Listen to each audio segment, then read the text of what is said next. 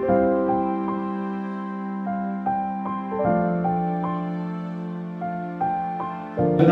आफाद दाफिननायनि मोनसे दिनैनिफ्राय नैरोजा 8 सिजोनाव मोनहैबाय इउनिभार्सिटिसिम जिहेतु नोंथाङा भेरगाव जिल्ला बर' थुनलाइ आफादनि जे बोसोरसालिया जथुम्मा बेहाय नुजाथि फैबाय मा नुदों? गोजोन्थों बे भेरगाव जिल्ला बर' थुनलाइ आफादनि जा खुंगा थामथि जा बोसोरारि जथुम्मानि दिनैनि जा गेवलां मेलाव आंखौ गाहाय आलासि हिसाबै हांख्रायनानै लाबोनायाव आं दिनै गोसो गोथारै नुजाफैनो हानानै आं दिनै गुदिनिफ्राय मथा मथि आं 1टा बाजारनिफ्रायनो आं बेहाय दङ आरो गासै गेवलां मेल जानायनि आगोलनि जिखिनि प्रग्राम बे प्रग्राम माखासेखौ आं खोनासंनानै बिथांमोननि जा पजिटिभ जेनाखि दाजाबथायारि जा सावरायनाय बे सावरायनायफोरखौ खोनानानै आं गोजोनदों आरो बिथांमोना दिनै जोबथा जिथुनाखि बोसोरारि जथुम्मा आरो बेहाय गोदान आफादबो दाबाय गोदान आफादखौबो आं साबायखर होदों आरो आं दिनै बे भेरगाव जिल्ला बर' थुनलाइ आफादनि जा बोसोरारि जथुम्मायाव फैनानै दिनै आंनि जा बुंनांगौ आं बेखिनिखौ बुंखाबाय गेवलां मेलाव आरो आंनि जा नोजोर आं ओरैनो आलासि हिसाबै फैयाखै आं बुंनो थाङोब्ला जोंनि जिनोखि मिरु आफादनि जा नोजोर दिङारि हिसाबैबो आङो फैदों आं इनायनो गोजोनदों बे हालामनि बे जिल्लानि गासै मावथि बिथांमोननि जिथुनाखि सांग्रांथि बिथांमोननि जा गोसोनि जिथुनाखि दुंनाय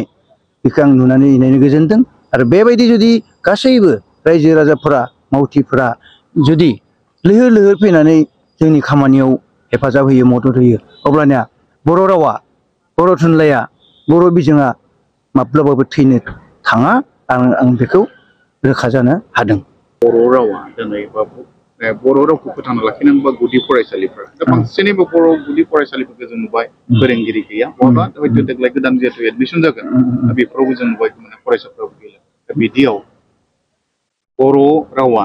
दिनै सिडुलाव जिहेतु सिनायथि मोनबाय गनायथि मोनदोंब्लाबो बेबायदि थांनानै थागोन ना खुगानि रावसो जाना थागोन ना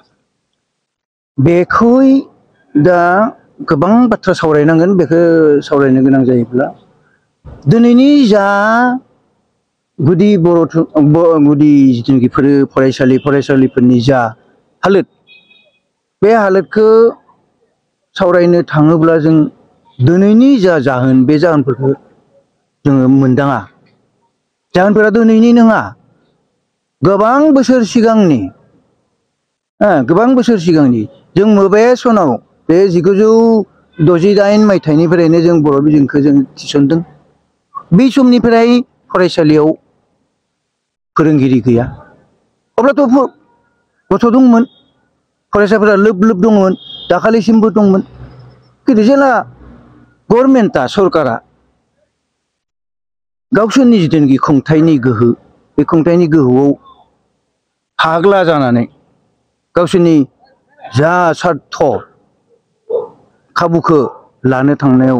बायदिसिना जिथुनाखि रायजो राजानि उन्नति डेभेलपमेन्टनि कारणे मावनो गोनां सार्थखौ आदाय खालामनायनि खामानिसो मावबोगासिनो जों नुनो मोननाय जादों आरो बेफोरबायदि जाउनावनो बै 1968 मायथाइनि उननिफ्राय दिनैसिम बिथांमोना सरकारि जोंनि जिथुनाखि फरायसालिफोराव जा फोरोंगिरि बे फोरोंगिरि थिसननायाव बिखुं जाबोनानै दं जोंनि फरायसालिफोराव दिनै साइन्स टिचार गैया आंनि फरायसालियाव हायार सेकेन्डारि फरायसालियाव दिनै बर' बिजोङाव BSc सासेल' दं बेबो रयेल BSc नङा दिनै बेसे बोसोर जाखो 58 सनाय जानाय एस्टाब्लिश जानाय हायार सेकेन्डारि बर' मिडियामा गोबां माबा जाबाय बहुत बोसोर जाबाय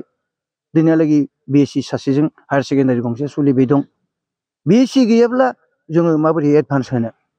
एडभान्स गैयाब्ला जों जोंनि गथ' गथायखौ बोरैहाय डाक्टर मोननो बोरै साइन्स ग्रेजुवेट मोननो जेरै जों इन्जिनियारखौ बोरै मोननो दिनै बागमारा ओनसोलाव आंनि ओनसोलाव दिनै सासेबो दिनै 25 बोसोर आं 30 बोसोर जाबाय बे हालामाव थानाया आं नुवाखै सासे BSc ओंखाराखै गैया सासे डाक्टर गैया सासे इन्जिनियार गैया बा जोंनि हालोदा बोरै जागोन गतिके जोंनि फरायसालिफोरा दिनै जुदि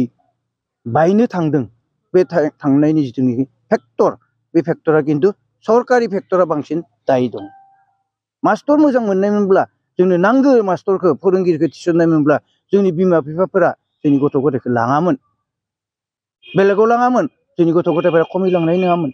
बिमा बिफाफोरा सोर बिमा बिफाफोरा गाव गावनि गथ'खौ गाज्रि जाथों होननानै सानो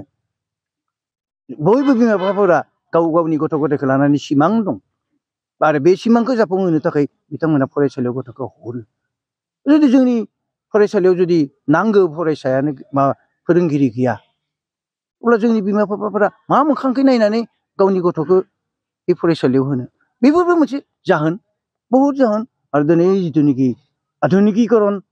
नगरीकरण सहरीकरण बेफोरनि माबायावबो जोंनि जिथुनाखि जानाय लोंनाय थानाय जिथुनाखि स्टेटास जिथुनाखि स्टेन्डार्ड लिभिं स्टेन्डार्डआ एसे दावगादों आरो दावगानानै